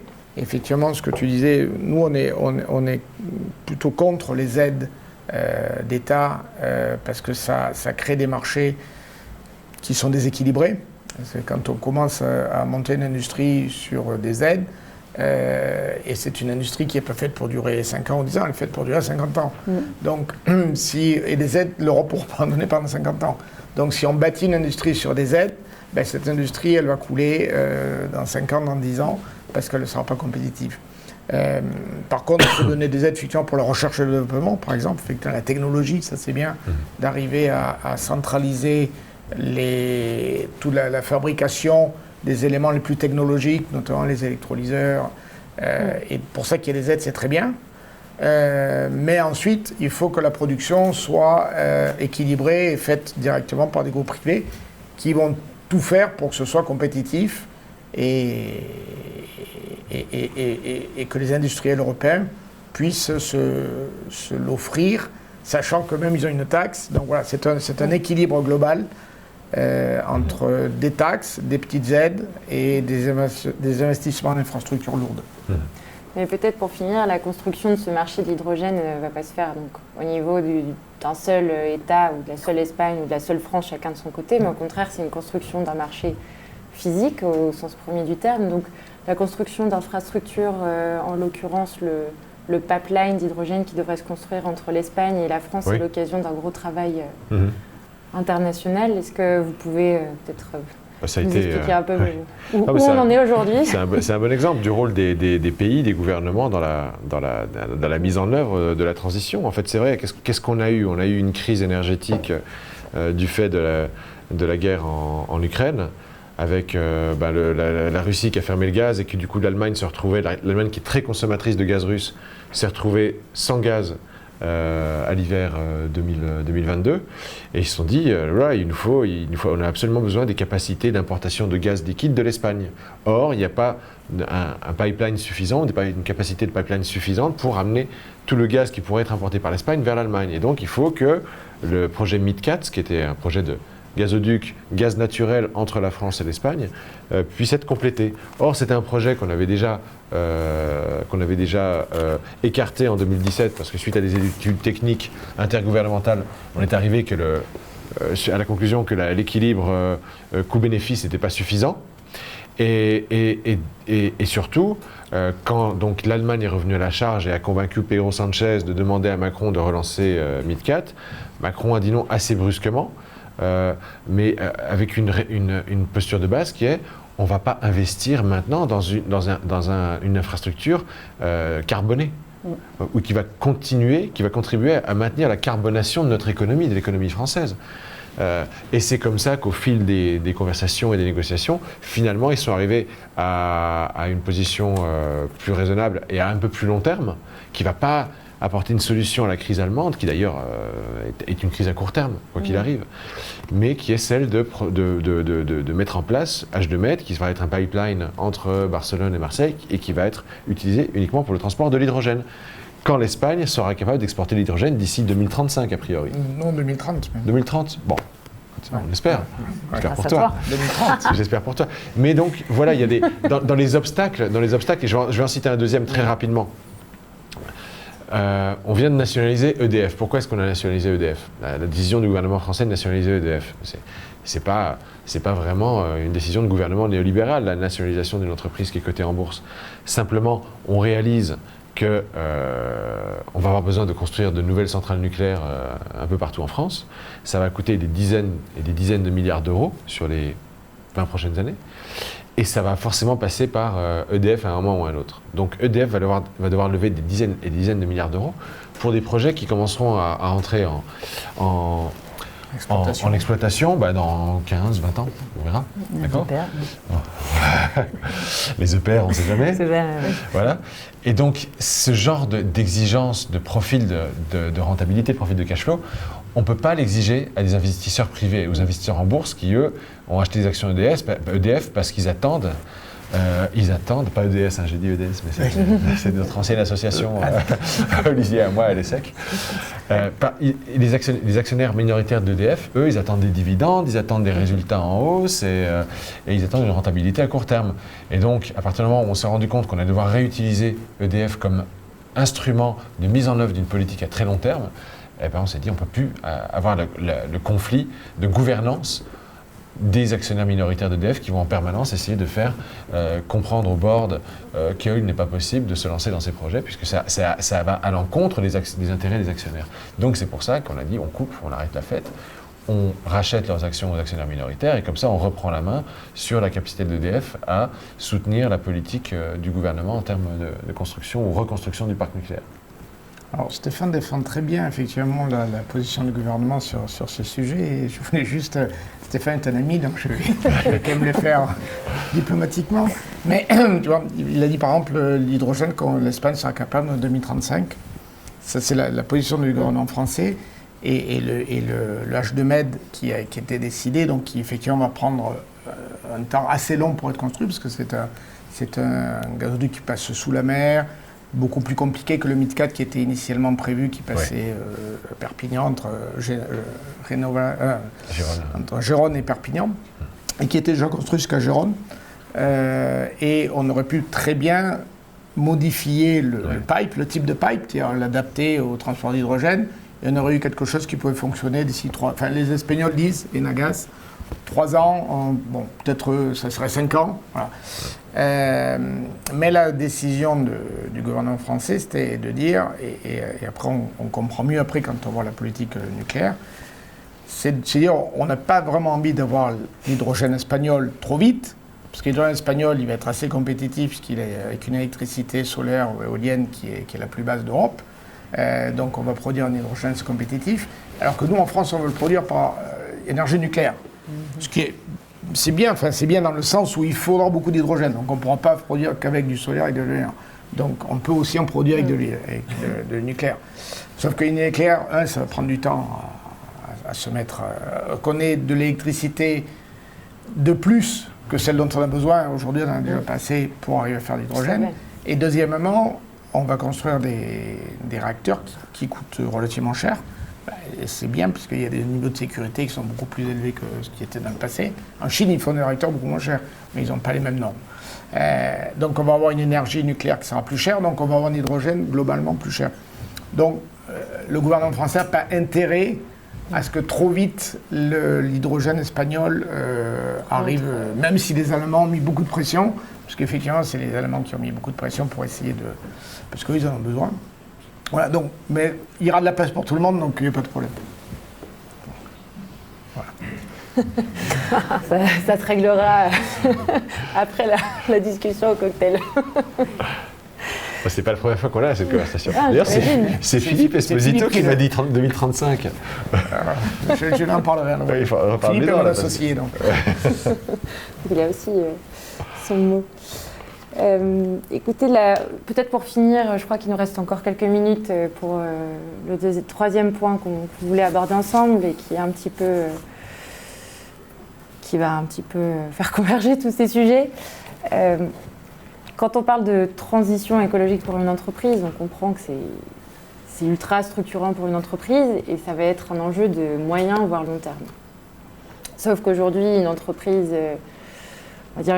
lambda est confrontée à la hausse des coûts de l'énergie parce que guerre en Ukraine, est confrontée à la hausse des coûts de financement parce que l'Euribor aujourd'hui est à 4% à 10 ans, est confrontée peut-être à des enjeux sur par exemple sa transformation digitale, est confrontée à des problèmes d'approvisionnement sur les chaînes de production, notamment d'Asie ou en Chine, où la tension diplomatique a aussi son impact sur le commerce international. Donc, la question est simple et en même temps difficile. Comment s'assurer que la transition ne passe pas la trappe, que ça ne passe pas en deuxième ligne? Et si ça passe en deuxième ligne, ça ne se fera jamais parce qu'on a compris que ça requérait des efforts ou des investissements de la part de l'entreprise qui ne vont que si la transition est l'enjeu stratégique de l'entreprise. Comment est-ce qu'on s'assure ou comment est-ce qu'on peut garantir que la transition soit partie intégrante du modèle des entreprises et soit leur urgence, leur inquiétude au jour le jour? Je ne sais pas, Clémentine, je crois que moi, juste un mot, parce qu'on arrive à la fin, mais on ne peut pas, tout simplement, je pense. C'est-à-dire qu'il y a tous les facteurs qu'on a cités au début qui contribuent. C'est sûr que si la réglementation t'oblige, ça sera ton priorité numéro 1. Mais et on voit d'ailleurs les exemples là, avec l'inflation, le bio, c'est un exemple de transition. Le marché du bio a énormément baissé. Maintenant on a des déconversions de bio, donc tu peux aussi avec les aides publiques, c'est aussi que la PAC, manière dont la PAC est distribuée, voilà. Il n'est pas si... En France, par exemple, ils ont c'est sûr que si tu as un mélange subvention-obligation, même si c'est très compliqué, tu continues, mais sinon, effectivement, ton entreprise, il faut d'abord qu'elle vive. Donc, si elle est en risque de ne plus être durable parce que hausse des coûts, tout ce que tu citais, c'est compliqué. Donc, il faut que tous les autres facteurs soient suffisamment compelling pour rester. Et puis, il y a effectivement les consommateurs. Quand les consommateurs, qui sont quand même un des gros facteurs, on n'a pas beaucoup parlé, mais les entreprises, elles se disent, il y a les actionnaires, il y a les financeurs, il y a l'État, mais il y a les consommateurs. Si les consommateurs, ça ne devient plus du tout, beaucoup moins, en tout cas pour le B2C, un élément différenciant de choix. Et on voit que, par exemple, pour la nourriture, le prix reste ou redevient très important.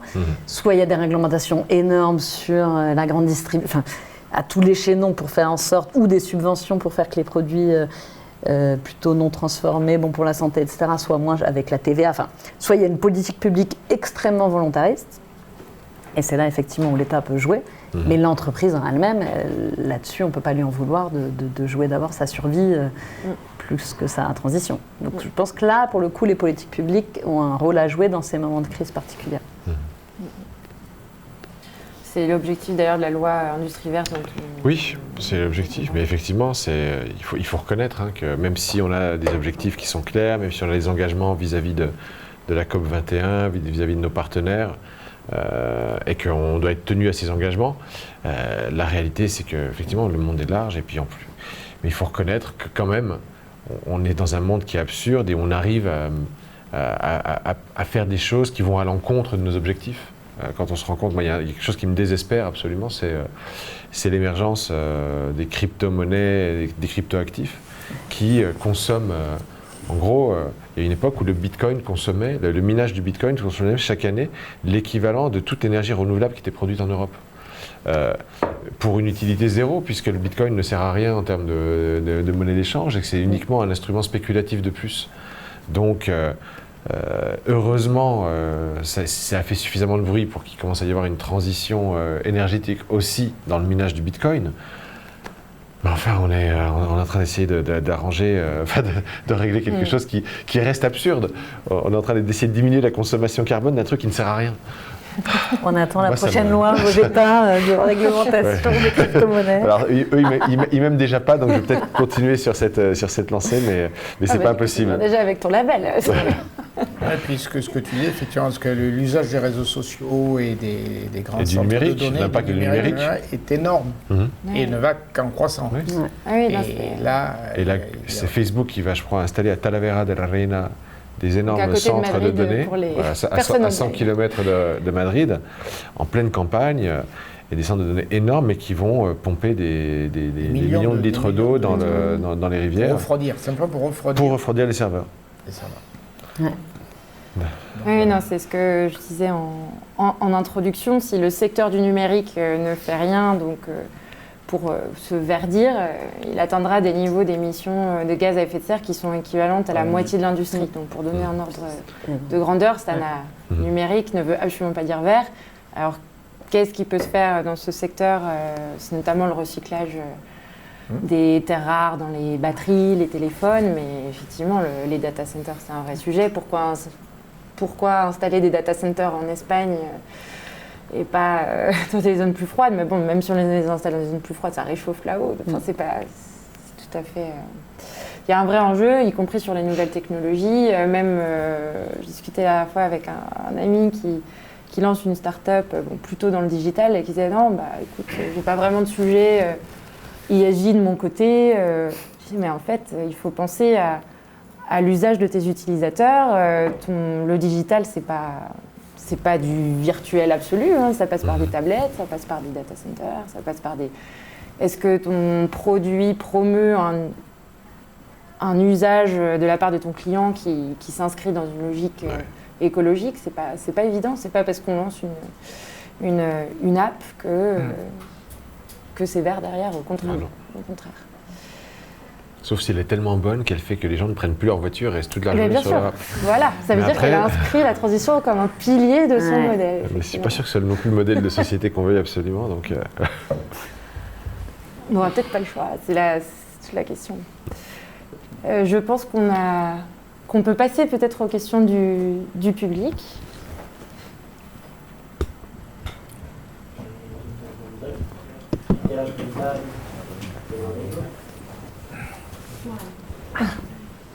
Bonjour, bonsoir.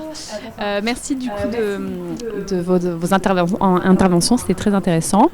Alors moi j'aimerais plutôt vous poser une question à un niveau personnel en tant que citoyenne. Et ça m'a beaucoup interpellée ce que vous avez dit Stéphane, et je pense que vous avez raison dans cette idée qu'il faut continuer à être dans la croissance. Mais je pense que je parle pour beaucoup de personnes de ma génération qui, justement, on est dans une décroissance dans la consommation générale, que ce soit des vêtements, que ce soit dans prendre l'avion, les voyages, etc. qu'on fait. Et donc, je me demandais, vraiment à titre personnel, c'est peut-être un peu utopique, mais est-ce que vous pensez que la société civile peut vraiment être un moteur de changement, justement, vers cette décroissance et en fait, quel est, selon vous, le rôle en fait, des consommateurs ? C'est une question pour moi en particulier ou... Non. Ça commence. Ouais, parce que j'ai mentionné. Moi, je pense... Alors, globalement, je pense que, comme je l'ai dit, je pense qu'on n'a pas vraiment le choix, que la croissance globalement est nécessaire. Par contre, effectivement, autant que ce soit une croissance qui soit orientée vers des produits et une consommation mieux disante et plus efficace en termes de consommation carbone et de rejet. Et c'est pour ça qu'il est très bien, c'est une très bonne nouvelle qu'on devienne plus raisonnable dans la consommation de vêtements, et de vêtements neufs en particulier.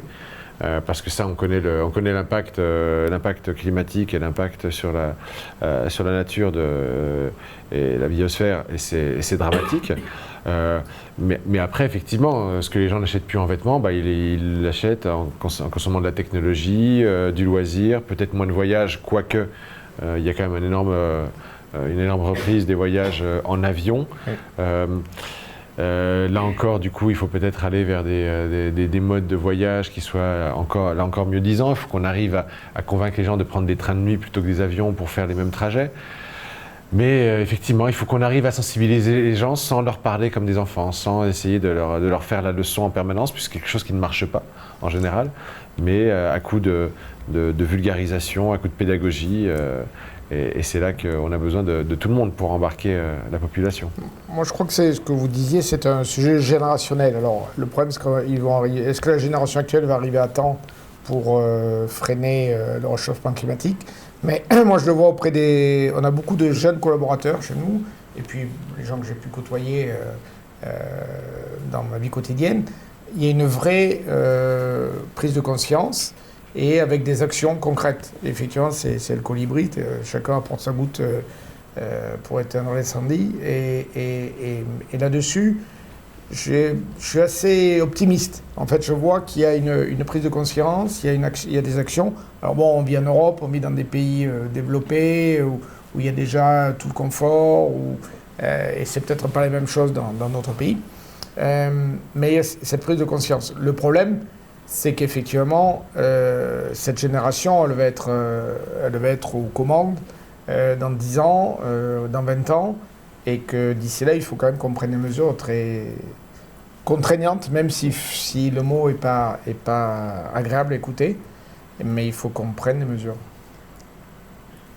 Alors, moi, je ne partage pas complètement l'avis de Stéphane, forcément, sur la croissance, parce que la croissance, c'est la croissance du PIB. Hein. Le PIB, c'est un indicateur qui est très vieux, qui mesure la croissance de la production. Et forcément, si vous avez lu la BD de Jean Covici, vous verrez que le monde il y a les limites planétaires, sans même changement climatique, il y a quand même 9 limites planétaires dont on a déjà dépassé au moins 6.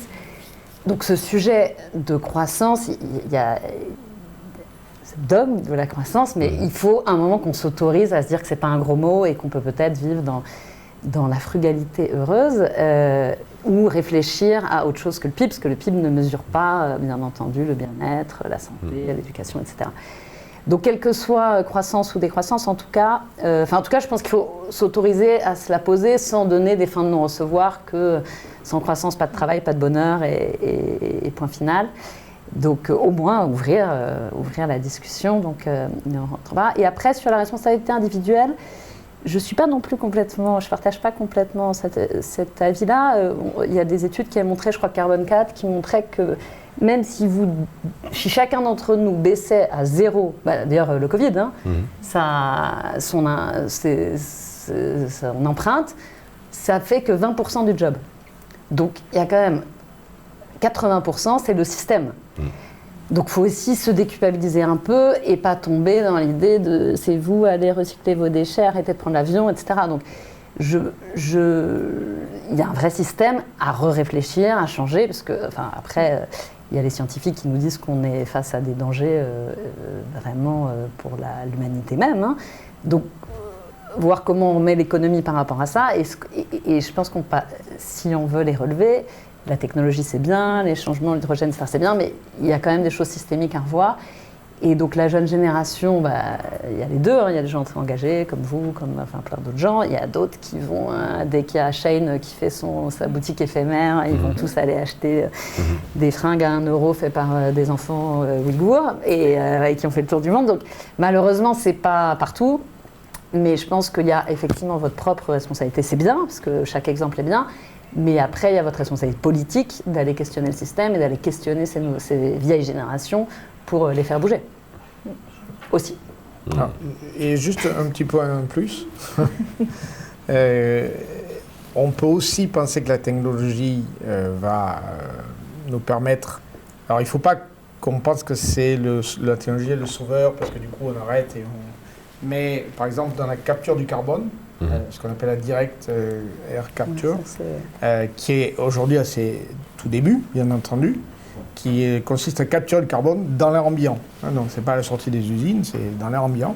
Il y a déjà des technologies qui sont en test et en fonctionnement, en Islande notamment, qui doit être l'endroit le plus carboné, mais qui, dans les 20 ans, 10, 15 ans qui viennent, vont forcément se développer.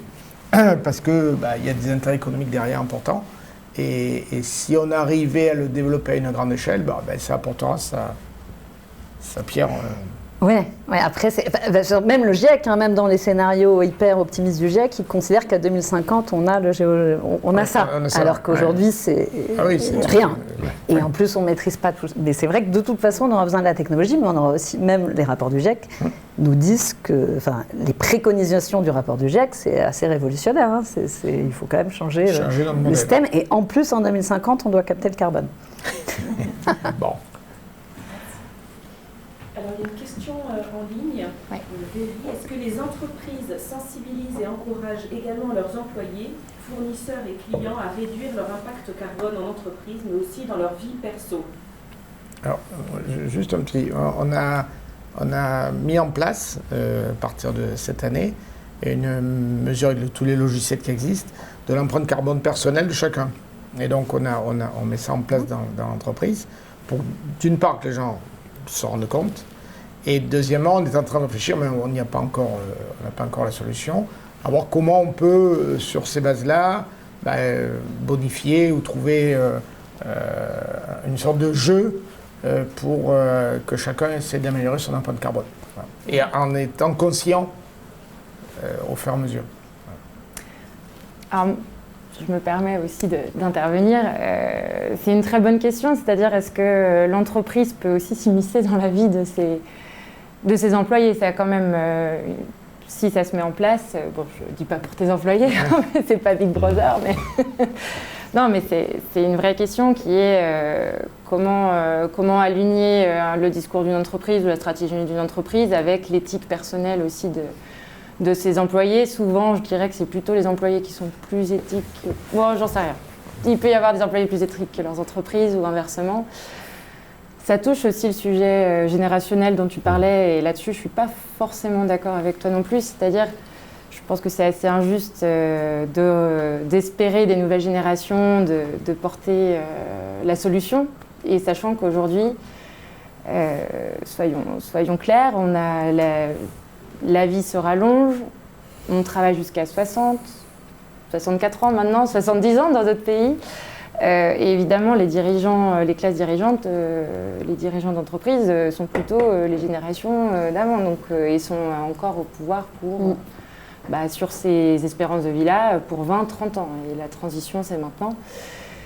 Donc, l'éthique des générations plus âgées par rapport aux générations qui arrivent aujourd'hui sur le marché du travail, j'ai tendance à croire que les gens nés avant l'an 2000 consomment plus que les jeunes générations qui arrivent aujourd'hui sur le marché du travail. Donc il y a un vrai enjeu de est-ce que effectivement un employeur peut s'appuyer sur l'éthique de vie de ses employés pour compenser ou balancer équilibrer son discours. Je ne sais pas si je pense que c'est une vraie question de conviction, d'opinion et de société. Est-ce que c'est à l'entreprise d'exiger d'éthique de ses employés? Non, mais l'entreprise, les pouvoirs publics, c'est l'ensemble, les médias aussi. Regardez, quand cet hiver, on pensait avoir une crise d'énergie électrique. On pensait qu'on allait avoir des coupures en France. On a sensibilisé tout le monde, on a dit on va avoir des alertes, etc., etc. Faites des efforts, on a rappelé qu'il y a certains horaires où c'est plus simple, etc. On a baissé de 30% la consommation électrique en France. Comme ça, sans mettre de mesures contraignantes, simplement en sensibilisant et en disant aux gens n'oubliez pas d'éteindre la lumière ou faites attention à vos consommations, laissez pas non plus tourner 3 fois le séchage, etc. 30%. C'est quand même assez significatif. Bon, on a eu un hiver qui n'était pas très froid, mais quand même. Donc, comme quoi, on est capable de dire, et surtout de faire passer des messages et que ces messages soient entendus. Après, il faut que ça s'inscrive dans la mentalité sur le long terme. Et c'est peut-être ça qui est le moins facile. Tout à fait. Une autre question? Oui.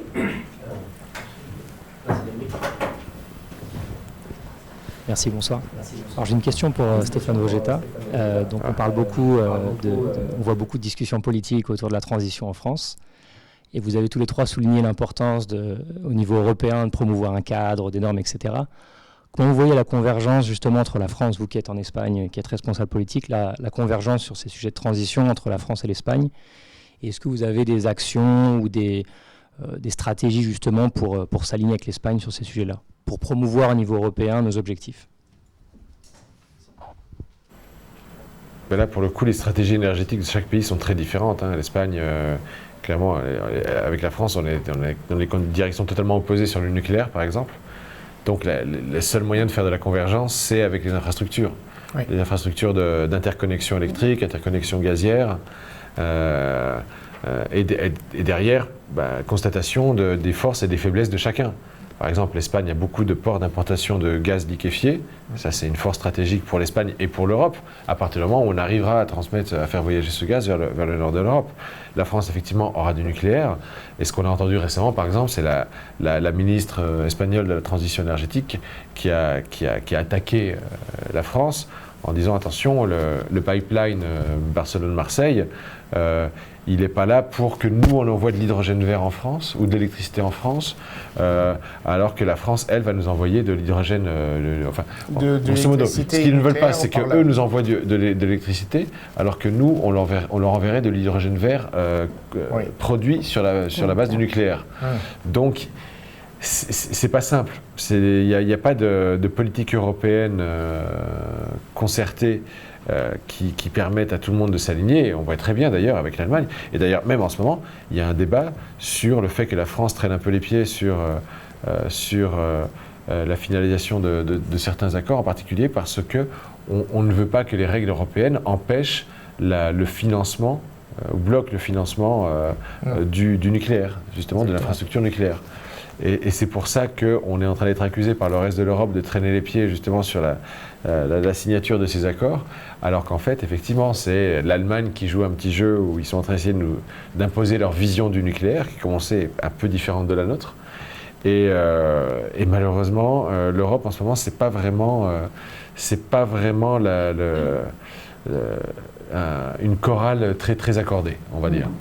Donc, il faut travailler sur les infrastructures, penser à long terme et ensuite essayer de ne pas se laisser embarquer dans des petites chamailleries qui nous freinent les uns les autres dans nos stratégies respectives. Et ensuite, faire confiance dans le pays voisin en espérant qu'ils ne vont pas tous faire comme l'Allemagne et rouvrir des mines de charbon pour compenser leurs erreurs stratégiques. Une dernière question peut-être avant de passer au bas. Je sais pas si ça va motiver. Ouais.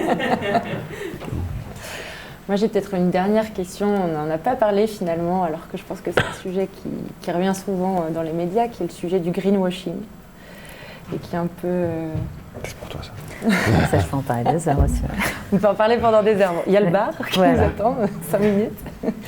Mais donc, c'est vrai que les premières années, on va dire, de transition, ou en tout cas de communication des entreprises sur le sujet, a été ponctuée de beaucoup de cas, d'exemples de greenwashing. Il semblerait qu'aujourd'hui, des entités, des agences de rating ou des agences d'audit, ou même via l'Union européenne, on travaille sur une standardisation de l'ISJ et des objectifs et qu'est-ce que ça veut dire. Qu'est-ce que ça veut dire en nombre d'arbres, mon action, mais s'assurer que la traduction soit correcte et surtout commune à tous. Quel est votre sentiment sur les travaux actuels, sur une standardisation, une comptabilité ISJ mise en place? Alors, rapidement, parce qu'il y a le cocktail, mais oui, c'est évident que cette transition, cette sensibilisation s'est faite avec énormément de greenwashing, et on en voit encore plein. Et je pense que les entreprises, le premier finalement facteur, parce qu'on voit, même moi, si j'ai quelques actions en justice, j'ai pas encore de... Enfin, c'est long, et donc leur premier moteur, c'est d'avoir le name and shame, finalement. C'est ça qui les fait bouger pour être un peu plus... faire un peu plus attention à leur communication. Et ce qui est de la standardisation, alors il y a le fameux CRSD, CSDR, je ne sais plus en français, en anglais. Donc aujourd'hui, il y a cette idée de l'Europe hyper compliquée de se dire il faut donner plein d'indicateurs pour être très transparent, pour éviter le greenwashing, la taxonomie, etc. Donc ça part d'une très bonne intention, mais le vrai problème du greenwashing, c'est quand il y a du greenwashing dans les lois. Et malheureusement, il y en a de plus en plus. Et, enfin, on ne va pas rentrer dans les débats, mais par exemple, on attaque, nous, pas la taxonomie, mais le règlement délégué de la taxe, enfin nous, des ONG de protection des forêts sur les critères liés à la biomasse forestière. Enfin, c'est technique, mais le problème, c'est que souvent, il y a des lois de plus en plus qui sont très techniques et qui, finalement, partent d'une bonne intention, mais pas typiquement la taxonomie qui doit normalement mettre des critères, donc un référentiel global pour qu'une activité soit durable, a forcément fait l'objet de grands marchandages, parce que les gens disent on ne peut plus investir dans rien, parce que c'est trop strict, et donc finalement est devenu un outil dans lequel même le gaz est devenu durable. D'ailleurs, ça j'attaque pas moi, mais et je veux dire, on peut décider stratégiquement de faire du gaz, parce qu'il y a des besoins, mais est-ce qu'on a besoin de l'appeler durable? Je ne sais pas. Et la question se pose sur le nucléaire, etc. Et donc, c'est bien, mais ça dépend. Enfin, vraiment, le diable se niche dans les détails, et les juristes, on le sait, que tu peux partir d'une super intention, et derrière, ça bloque complètement, parce que si la loi te dit qu'aller raser une forêt pour faire des pellets et faire du chauffage, c'est durable, jamais, et l'entreprise de fabrication de pellets peut être super durable, etc., et tu ne peux plus attaquer ce greenwashing-là, même avec la loi sur les pratiques trompeuses qu'on utilise, parce que finalement, la loi est devenue donner un tampon réglementaire. Et il y a plein d'autres sujets, haute valeur. Enfin, il y a tout un nombre de sujets qui finalement est presque plus. Moi, ça me stresse plus, parce que c'est beaucoup plus difficile à débusquer, à attaquer, etc., que quand une entreprise dit je vais être neutre en carbone et mon produit est neutre en carbone, bah, finalement on attaque. Et la réglementation en plus européenne commence à réglementer ça, donc on finira par avoir un gain de cause et les entreprises diront plus que leur produit, leur bouteille d'eau est neutre en carbone.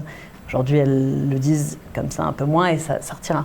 Par contre, ce qui est compliqué, c'est quand le système entier ne nomme pas les choses, et là l'impact est plus important. Toi Stéphane, qui vois le travail d'élaboration des lois de l'intérieur, est-ce que tu vois, vraiment une question très ouverte, est-ce que tu vois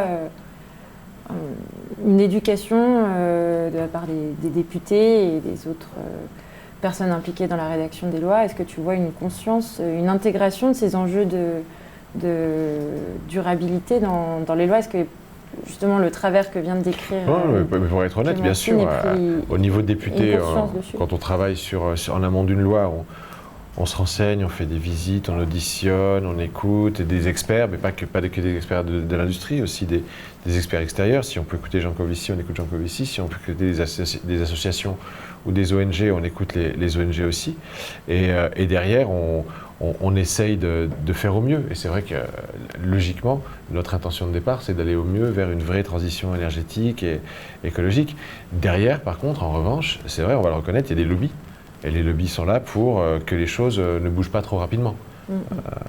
Et la réalité, c'est que l'administration et le gouvernement sont parfois un peu trop sensibles aux lobbies. C'est la réalité. Moi, c'est pas un sujet de transition énergétique, mais ça je l'ai touché du doigt avec ma loi sur les influenceurs, où je me suis tapé des lobbies en permanence, où je devais résister au pushback, on va dire, de tous les lobbies, de l'alcool, des jeux, des paris sportifs, etc., qui me disaient non, il ne faut pas toucher à la régulation, il ne faut rien faire, il ne faut rien interdire. Et le gouvernement, malheureusement, et tous les gouvernements ont une petite tendance quand même à écouter les lobbies qui sont la voix de l'industrie, la voix de la croissance, etc. Donc, effectivement, il y a un moment où on se dit que nous, députés, notre rôle, c'est quand même de réussir à imposer un rapport de force dans lequel on arrive à forcer la main au lobby, et parfois ça passe par forcer la main au gouvernement. Et ça, on a réussi à le faire, par exemple, sur les influenceurs. On a fait des choses que le gouvernement ne voulait pas qu'on fasse, mais parce qu'on avait réussi à faire l'alliance, où on était à la fois la NUPES et moi qui représentais la majorité. Wow. Et du coup, Bruno Le Maire a été surpris de voir qu'on défendait les mêmes positions. Et si on arrivait à le faire sur des sujets écologiques, ça serait bien. Le problème, et là je le dis franchement, je regarde Clémentine, mais c'est parce que c'est le symbole, la représentante. Mais c'est que quand on est face à des positions trop caricaturales, trop éloignées, on n'arrive plus à faire l'alliance.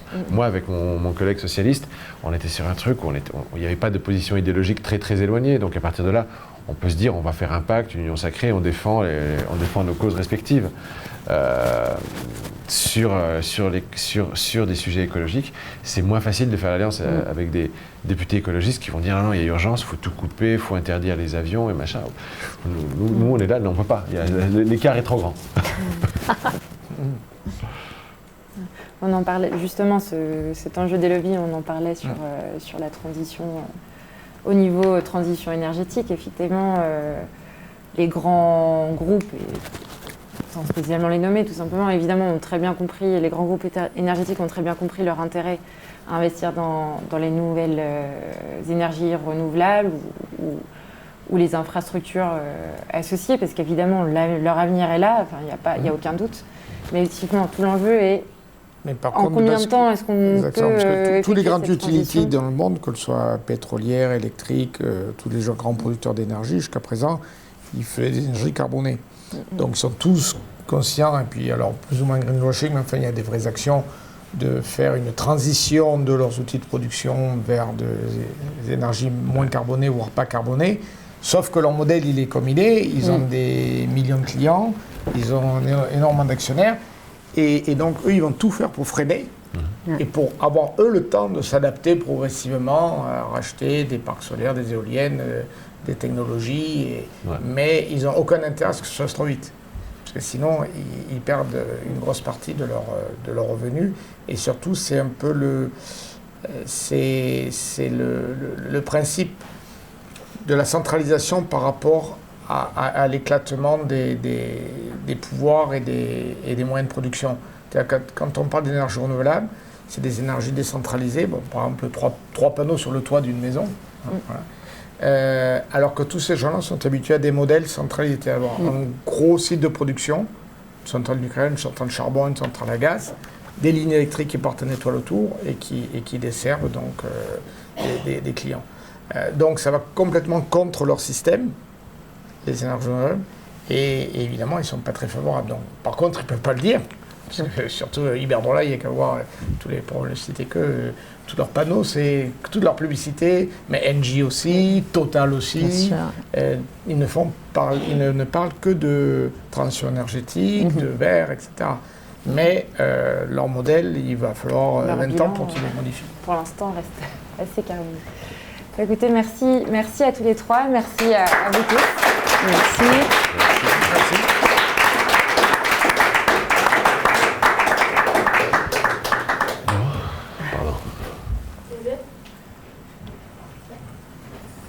Merci à tous. Merci. Voilà, bon. Merci à tous.